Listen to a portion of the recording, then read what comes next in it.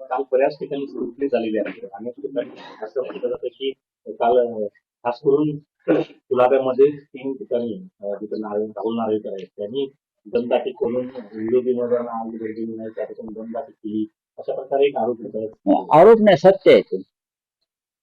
मुळात राहुल नार्वेकर हे विसरले की ते विधानसभेचे अध्यक्ष आणि विधानसभेचा अध्यक्ष असे संकेत आहेत. नियम, संविधान, ते कायद्याचे अभ्यासक आहेत.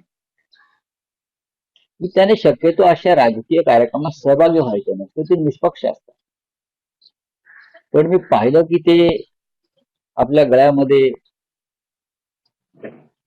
कमळाबाईचे उपकरण टाकून त्यांच्या घरातल्या उमेदवारांचे अर्ज भरायला गेले. म्हणजे राजकीय पक्षाच्या कार्यक्रमात ते गेले. आता हा धमक्यांचा विषय आला.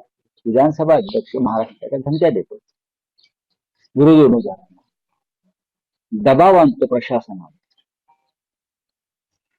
या राज्यात काय चालले ह्याचा विचारायचीच सोय नाही.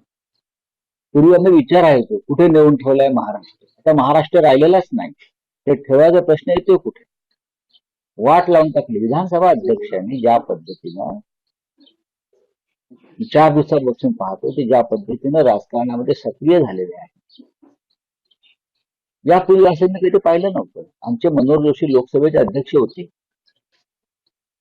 पण ते शिवसेनेच्या व्यासपीठावर त्यानंतर उपस्थित राहिले नाही, कारण त्यांच्यावरती संविधानिक बंधनं होती. मनोहर जोशी शिवसेनेच्या कोणत्या व्यासपीठावर मनोहर जोशी उपस्थित राहिले नाही. दत्ताजी नलावडे उपस्थित राहिले नाही विधानसभेचे अध्यक्ष म्हणून. आणि आता ज्या पद्धतीने हा सगळा संविधानाचा, नियमांचा भंग करण्याचा कार्यक्रम सुरू आहे, राज्याचे मुख्यमंत्री ते पाहतायत आणि त्यांना उत्तेजन देतात. बाकी काय म्हणू शकतो आपण. पण हे राहुल नार्वेकरांना विधानसभेचे अध्यक्ष म्हणून त्यांनी केलेलं कृत्य शोभत नाही. त्याबरोबर दोन्ही पक्षात आपला शिवसेना आणि मनसेचा संयुक्त जाहीरनामा हा होईल ना 4 तारखेला.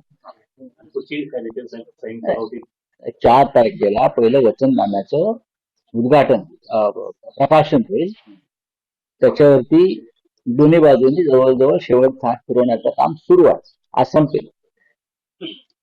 त्यानंतर माननीय उद्धव ठाकरे आणि सन्माननीय राज ठाकरे यांच्या संयुक्त सभा मुंबईसह MM रिजनमध्ये होतील.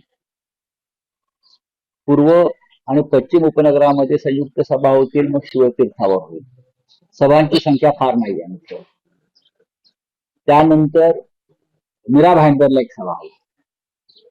ठाण्यामध्ये सभा, कल्याण आणि डोंबिवली अशा 2 सभा होतील.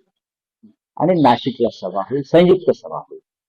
त्यानंतर उद्धव ठाकरे संभाजीनगरला जाणार आहेत, त्यांची सभा होईल. वचननामा एकत्रित असेल. एकत्रित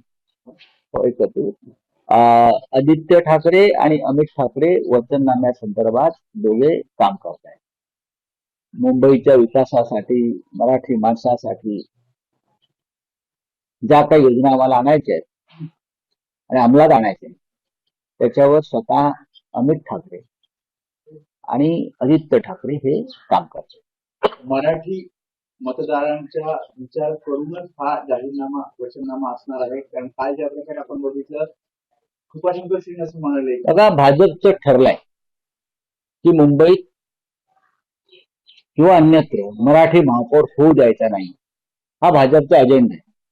आणि भाजपने त्यासाठी कृपाशंकर सिंगची नेमणूक केली, हे वातावरण निर्माण करण्यात. कृपाशंकर सिंग हे भाजपचा बोलका पोपट आहे, बोलका पत्थर आहे, बरोबर. आणि भारतीय जनता पक्षाचे कारस्थान त्याआधी वातावरण निर्मिती करतात, चाचपडून पाहतात. आणि त्यांना मुंबईमध्ये मराठी माणसाच्या डोक्यात दगड घालायचाच आहे. त्यांनी ठरवलंय की मुंबईमध्ये मराठी माणसाचं डोकं फोडायचं, दगड घालायचं, डोक्यात खतम करून टाकायचं. आणि कृपाशंकर सिंगचं वक्तव्य हे अनावधानानं केलेलं नसून ही भारतीय जनता पक्षाची रणनीती आहे. की वातावरण निर्मिती करायची, माहोल निर्माण करायचा, परप्रांतीयांना जागं करायचं, शिवसेनेविरुद्ध किंवा महाराष्ट्र नवनिर्माण सेनेविरुद्ध आणि मराठी माणसाविरुद्ध मतदान करण्यासाठी प्रवृत्त करायचं.